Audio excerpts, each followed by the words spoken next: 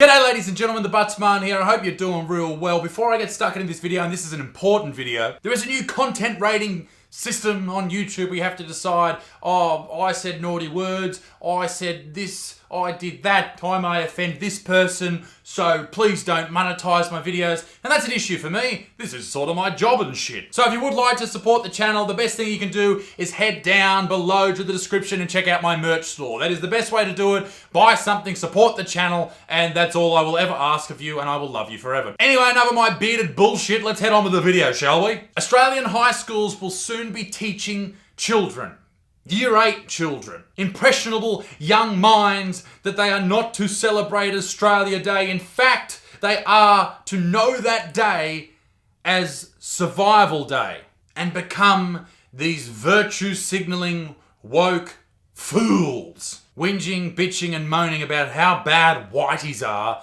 until the cows come home. Let's discuss that.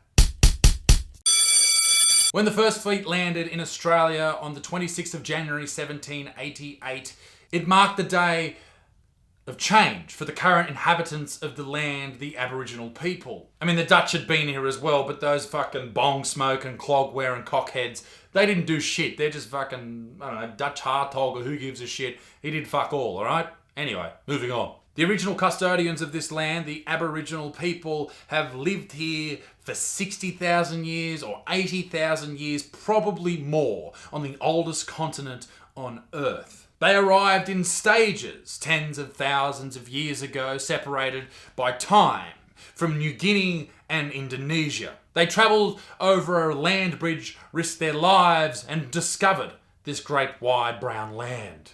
And here they lived, in peace and harmony, in this utopia that is Australia forevermore. I'm kidding, of course.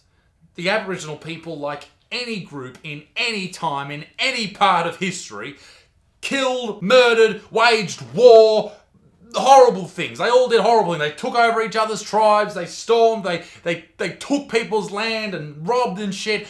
All of the things that every single group across the globe did, they did as well. My point is, it's not something reserved for white people's ancestors. Everyone has ancestors who are pieces of shit. That's my point. When the British landed, there was war waged between the two groups. Deadly wars. Horrible massacres, atrocities. Things that we wish we could take back, but unfortunately they were very much the tune of the day. This happened all over the globe, and it wasn't just with white people taking native land, it happened everywhere. Brown people, black people, white people, yellow people. Genghis Khan fucked everyone up.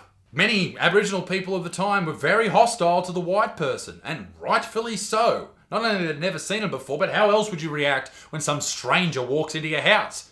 You fight back. But most Aboriginal people of the time weren't actually killed by the white man. They were killed by the invisible man. Smallpox. This horrible disease that we no longer have to deal with, thankfully, due to vaccinations. Now, don't get me wrong, we've all got autism now, which is horrible, but thankfully we don't have smallpox because it's fucked up. A huge percentage of Aboriginal deaths both in Australia and America were due to this horrendous virus known as smallpox, one of the most deadly viruses of all time. Why? Because they had no immunity to the disease. They'd never seen it before. Lots of other diseases like cholera or even the common cold, when they came into contact with that, it killed so many people. Some people even think that it was the first example of biological warfare, that white people deliberately infected the Aboriginal people to kill them. Now, that may be the case. I don't know, and I don't think many people do, because the fact of the matter remains that germ theory was not even part of the conversation at this point, and viruses won't be discovered for another 100 years. So how would that even slightly be the case that they would deliberately do that? Not to mention, some sources believe that smallpox actually came from moccasin dealers from Indonesia. Now, not to skip ahead over important parts of Aboriginal and white Australian history, because there is a lot of horrible things that happen. I don't want to skip over that, but let's get on with the video.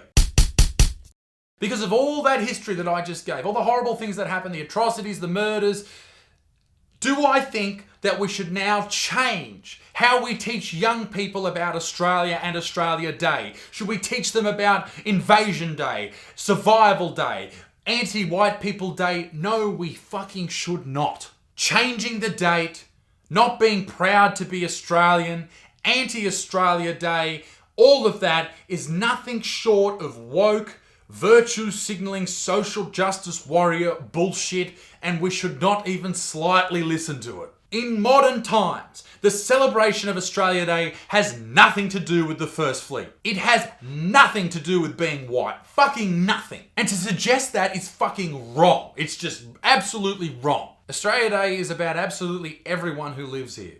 That's it. But what the Australian media, or at least a section of them, reports is that if you like Australia Day, or you like being Australian, or you're patriotic, or you're proud of our whatever, then you are a racist white piece of shit. And that is so fucked up, and that is what we're teaching young people, and this is only going to divide people further. If you don't believe me, it's very hard to trust the media when it comes to outrage. Take this for example. Recently in America, a fake nurse was put in the middle of the street, in the middle of a protest held by Trump supporters, right? This dude was put there to make it look like the nurses were competing against Trump. It was a fake story, fake news. They had a photographer with the dude from the paper or the magazine or the online whatever. This outrage is created from nothing. It is not real. It is... I know when you use the term fake news, people don't listen, but it is fake news. All the media are doing in this case, and in the cases when they talk about Australia Day, is they're trying to sell clicks to their website. So ads pop up and they make money. That's all they're doing. They don't give a fuck about you. They don't care about Aboriginal communities in the Northern Territory that can't get enough food or water or medical care. They don't give a fuck. They're trying to sell ad space. That's it. The media's sensationalism is ridiculous. Blaming white people, like me, or people who are in charge of whatever, whether it be politics or companies, anything. Blaming them for the actions of people who they may or may not be distantly related to. That is fucking stupid. Carrying on because somebody's ancestor invaded someone else's land.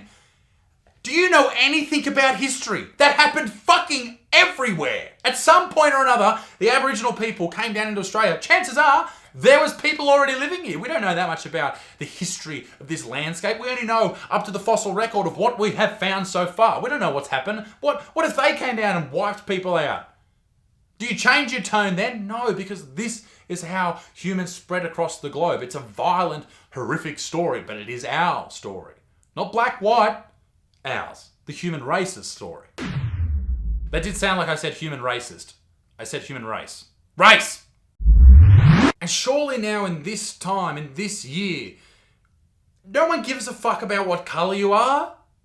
Surely! And even so, on the 26th of January, I don't think many people actually stand around being heaps patriotic, like fucking Australia can't, all that type of stuff. Do they really believe that? In fact, I think the majority of people that are fucking so super patriotic on Australia Day are migrants who have their citizenship recognised on that day. They are probably the most patriotic of all. Most people, most people in this country on Australia Day think to themselves, regardless of their colour, regardless of their religion, their creed, whatever, most of them think to themselves, oh sweet, a fucking day off, nice. Unless of course you live in Melbourne when it's a day for white guilt, like this lady.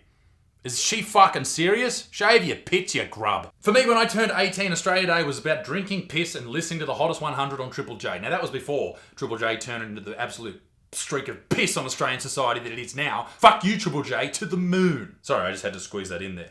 Fuck you. I'll pose another quick question to you. Is it okay to be proud of your Aboriginal heritage?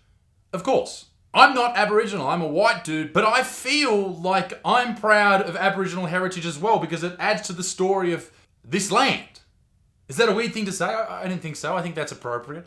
I feel proud of Aboriginal heritage in this land as well. It's part of the Australian story. So is it therefore wrong for me to be proud of my heritage? Because my family bloodlines go back to the Scottish and the Irish.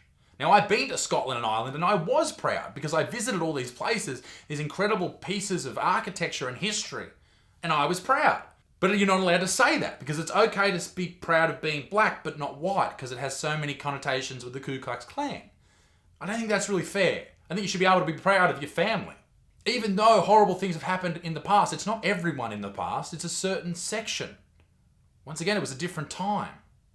And I think we need to at some point address the fact that we need to draw a line in the sand and say, okay, We need to just come together as a big old fucking Australian family and move past this shit. But just in case you don't believe me, have a look at this. A poll taken less than 12 months ago, 6% of Australians feel negatively towards Australia Day.